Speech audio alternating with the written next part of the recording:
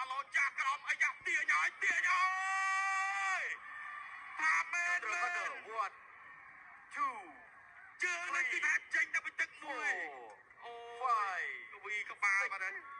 seven, eight, យ៉ាប់ហើយ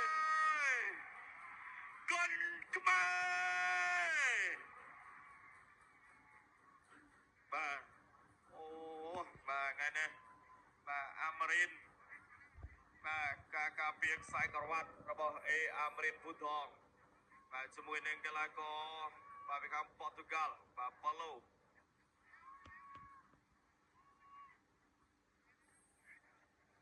បាទនិយាយពីថាអំបញ្ញមិញនេះចាំមើលរបៀបជាយឺតសិន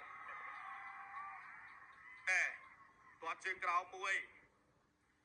ទាត់មួយទៀតបាទចាំមើលកន្លែងនេះទៅអត់ទាត់ផឹកមួយជើងនេះបាត់ទាត់មួយជើងទៀតបាទជាតិដូចបាទ Dragon បាទ Nitro បាទឆ្ងាញ់មួយជើងនេះបាទរបស់អាមេរិកភូថងដែលធ្វើឲ្យកីឡាករពីខាងប៉ូទុយហ្គាល់បាទมันអាចបន្តទៅមុខទៀតបានទេបាទអញ្ចឹងឥឡូវនេះបាទបដិញគ្នាបាទលោកបណ្ណាបាទបដិញគ្នាបាទហ្នឹងបាទលេងឈ្នះចាញ់ពីស្មើបាទអរគុណប្រកោទុនទីជូនដល់គណៈកម្មការបច្ចេកទេសប្រកាសលទ្ធផលជម្លើកការ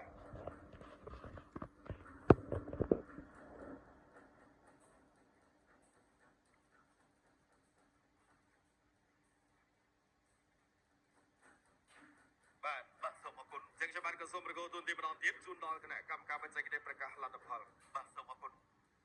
កីឡាករបង្គោលក្រហមអាមេរិកពូថងក៏ជាទទួលបានជ័យជំនះដោយកីឡាករបង្គោលខៀវមកពីប្រទេសប៉ូទុយហ្គាល់ឲ្យបងខាងប្រកួតក្នុងទឹកទី2បាទដល់មកសាទរកីឡាករនៃប្រទេសជាតិកម្ពុជាអាមេរិកពូថងដែលទទួលបានជ័យជំនះដោយកីឡាករមកពីខាងប៉ូទុយហ្គាល់បាទប៉ូឡូមីឡូបោះបង់ការប្រកួតនៅក្នុងទឹកទី2បាទលោកស្រីនេះកញ្ញាជាទីមេត្រី